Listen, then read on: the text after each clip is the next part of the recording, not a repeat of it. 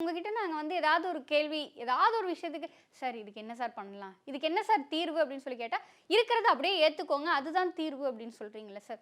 அப்ப இந்த விஷயத்துக்கு நாங்க ஏன் ஜாதகம் பார்க்கணுங்கிற ஒரு கேள்வி வருதுல்ல. ஓகே. அதாவது வந்துங்க, இப்ப எதுக்கு பார்க்கணும், ஏன் பார்க்கணுன்ற கேள்வி தான் ஃபர்ஸ்ட் நீங்க கேட்கறது சுருக்கமா. இப்ப எல்லாரும் என்ன சொல்றாங்கன்னா, இப்ப உதாரணத்துக்கு ஒரு ஒரு பெண் வந்து ஒரு 13 வயசுல அந்த பெண்ணோட ஜாதகத்த குடுக்குறாங்க. அந்த பொண்ணுக்கு 2 கல்யாணம் ஆகும்ன்னு இருக்கு. சரிங்களா? இப்ப நான் அந்த 2 கல்யாணம் ஆகுன்றத சொல்றேன். இப்ப அந்த பொண்ணுக்கு என்ன நடக்கணும்? இல்லன்னா என்ன நடக்கும்? இல்லன்னா என்ன மாரி புரிஞ்சுக்குவாங்கன்னு நீங்க புரிஞ்சுக்கிறீங்க? இப்போ ஒரு 13 வயசுல அந்த பொண்ணு வராங்க. ஒண்ணு அப்பாவோட வராங்க, அம்மாவோட வராங்க. 3 பேருமே வராங்க. அந்த பொண்ணுக்கு 2 கல்யாணம் இருக்கு. இப்ப நான் சொல்லிட்டேன். ஜோசியத்துல கண்டுபிடிச்சு சொல்லிட்டேன். அதனால ஏதாச்சும் யூஸ் இருக்கா? அது அவங்களுக்கு தேவையில்லாத மனக்குழப்பங்கள மனக்குழப்பம் தான் குடுக்கும். குடுக்கும். இல்ல அடுத்து என்ன சரி, பரிகாரம் ஒருவேள நான் பண்ணலாம்? வந்து நீங்க ஓப்பனா சொல்லுங்க. ம். என்னனாலும் நான் ஃபேஸ் பண்ணிக்கிறேன். அப்படின்னு சொன்னா, ஒருவேள 2 கல்யாணம்னு சொன்னோனே, அவங்க ஓகே. மனச தேத்திக்கணும். நம்ம திடமா இருக்கணும் அப்படின்னு சொல்லி அப்பா, அம்மாலாம் சேர்ந்து 2 பேரும் அப்படியே பாட்டெல்லாம் பாடி திடமாயிட்டு என்ன ஆகப்போகுது? அந்த பொண்ணு தான் வந்து மனரீதியா ஏதாவது ஒரு விஷயங்கள் ஆனா நடக்கும். மன ரீதியா இன்னைக்கு பாதிக்குமா அந்த பிள்ளைக்கு? இன்னைக்கு நான் இல்ல. சொன்ன வார்த்தை வேணா பாதிக்கலாமே தவிர, அந்த சப்ஜெக்ட் இன்னும் நடக்கல. அப்ப ஜோதிடம் என்பது எதற்காக அப்படிங்கிறத நீங்க சரியா புரிஞ்சுக்கணும். நான் முன்கூட்டி சொல்றதுனால எந்த ஒரு மாற்றமும், எந்த ஒரு விஷயமும் நடக்கவே போறதில்ல. எதுக்காகவும் இந்த ஜோசியம் உதவ போறதில்ல. அப்ப இவங்க ஜோசியக்காரங்க என்ன சொல்றாங்கன்னா, உங்களுக்கு 2 கல்யாணம் நடக்கும்னு ஒரு ஜாதகர பார்த்து சொல்லிட்டு, அதுக்கு ஒரு பரிகாரம் செய்யுன்னு சொல்றாங்க. இவங்க முன்கூட்டியே எல்லாத்தையுமே சொல்லிட்டே வராங்க. இந்த முன்கூட்டிய வேலைகள் ஜோசியத்தில கிடையாது.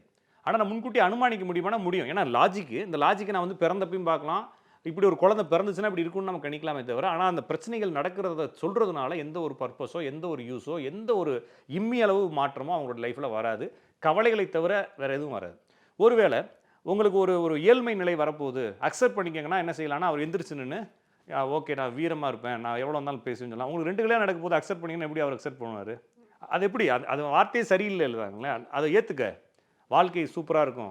நீ 2யும் அக்செப்ட் பண்ணிக்க. அப்படின்னா அவர் ஃபர்ஸ்ட் கல்யாணம் பண்றப்ப ஒரு முடிவுல தானே பண்ணுவாரு. அப்ப என்னன்னா இது சப்ஜெக்ட்ட புரிஞ்சுக்க வேண்டியது. இங்க நம்ம முன்கூட்டியே தெரிந்து கொண்டு வாழ்க்கையை மாற்றுவதற்காக ஜோசியம் இல்ல. சரி, இந்த பொண்ணுக்கு எப்போ உண்மையிலே கஷ்டம் வரும்னு நீங்க நினைக்கிறீங்க?